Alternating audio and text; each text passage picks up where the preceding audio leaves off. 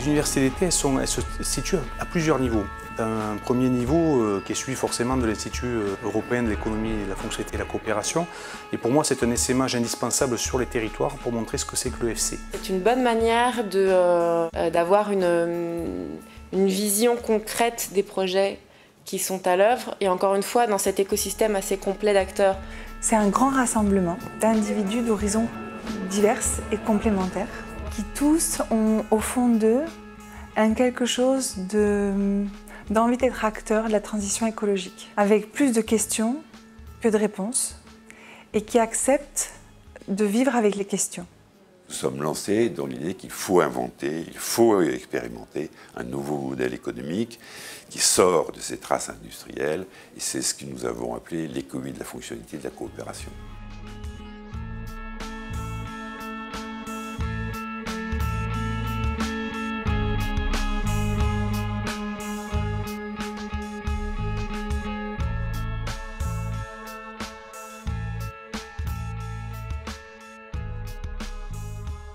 Pouvoir avoir un événement comme ça, c'est aussi avoir une reconnaissance pour le club qui montre tout l'engagement, que ce soit des dirigeants, d'un écosystème coopératif. Il y a de plus en plus de communes qui s'engagent dans des démarches d'ouverture envers les citoyens. On a conscience aujourd'hui que c'est plus le maire qui décide seul en haut de l'étage de la mairie. Je crois que le citoyen doit aller frapper à la porte de ses élus locaux parce que les élus locaux sont en attente de ça. Il y a beaucoup de choses qui se passent localement. Et puis vous avez aussi des institutions qui portent des projets et des appels à projets pour aider les citoyens qui veulent s'engager. C'est l'occasion de se parler, d'échanger. Et l'objectif de ces universités d'été, justement, c'est de faire du lien entre les pouvoirs publics, entre les dirigeants d'entreprises, entre les consultants en économie, la fonctionnalité, entre l'univers des chercheurs, pour ensemble avancer vers cet enjeu qu'est la transition écologique.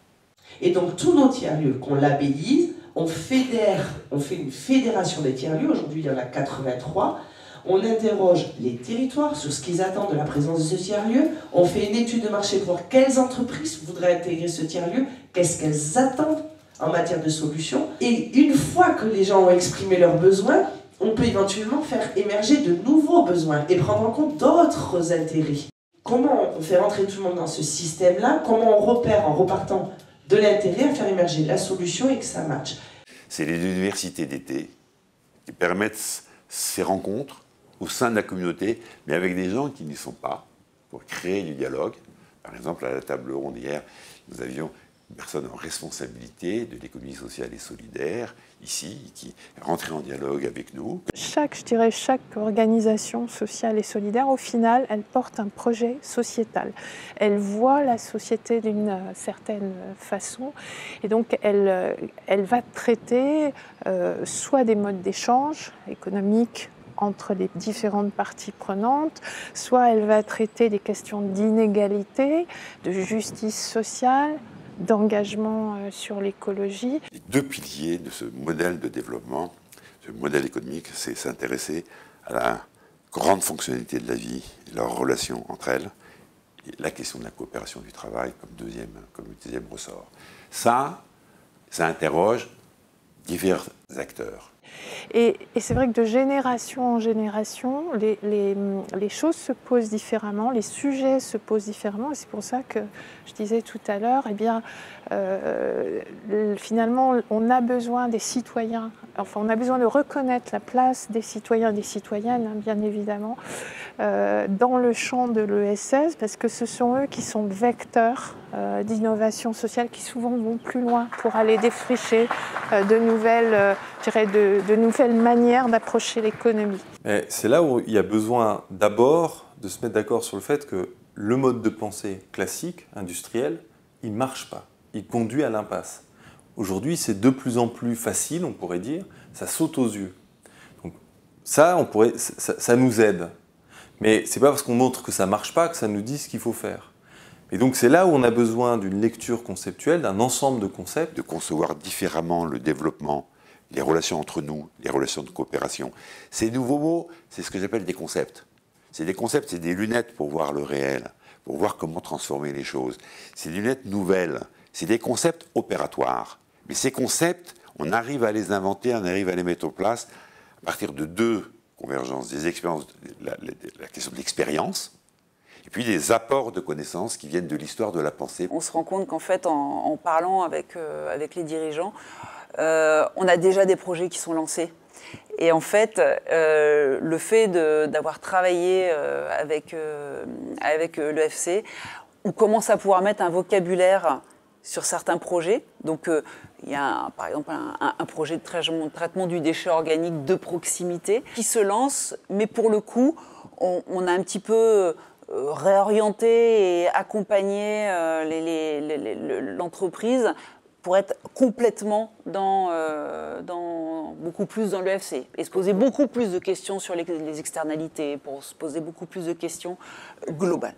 Pour que ces activités, tous ces acteurs qui ont leur logique, leur temps, leurs préoccupations, leurs contraintes, se rencontrent, discutent de leur expérience, progressent, créent des opportunités nouvelles, il y a besoin, j'appelle ça des organismes d'intermédiation, qui font les intermédiaires, qui se préoccupent de mettre les gens en synergie. C'est les clubs territoriaux et, in fine, l'Institut, qui a pour rôle de mettre en synergie ces acteurs, pas simplement au niveau local, comme la fonction des clubs, mais aussi entre territoires, c'est-à-dire créer des liens qui ne se limitent pas à local, mais qui permettent bien en compte que les questions sur lesquelles nous sommes engagés, ce sont des questions universelles qui concernent la planète. L'AFNOR ne travaille jamais tout seul, hein. C'est à la demande des acteurs économiques, donc ça peut être un institut, ça peut être une institution comme l'ADEME. Le fait que le marché ait besoin de définir des règles pour fonctionner dans un mode non plus linéaire mais circulaire,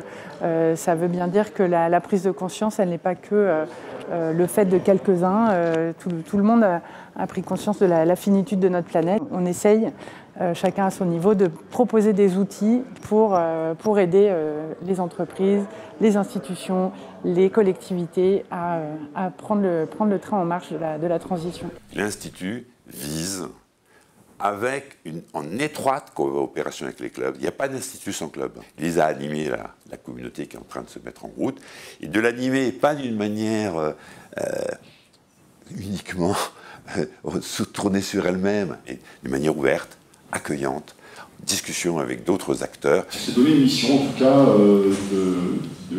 en tant qu'artiste, de travailler effectivement auprès de publics en situation de vulnérabilité. Qui sont engagés à leur manière dans la transition, eh bien, il faut trouver des échanges avec eux, il faut s'ouvrir, il faut trouver les formes de coopération. C'est l'idée un peu d'une démarche de fabrique, c'est-à-dire d'une démarche de convergence de ces acteurs assez divers vers la transition, et donc pas avoir une communauté fermée sur elle-même, mais une communauté accueillante, ouverte, engageant des échanges. Merci beaucoup. Gabriel, un mot ? Oui, un mot. Alors, s'agissant du travail, moi, je suis absolument d'accord. Hein. C'est-à-dire que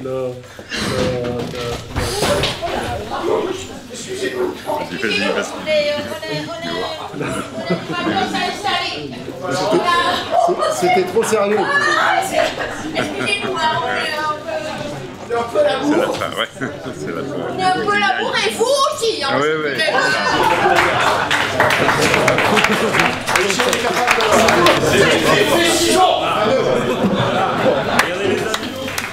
Viens, je t'embrasse. Obrigado.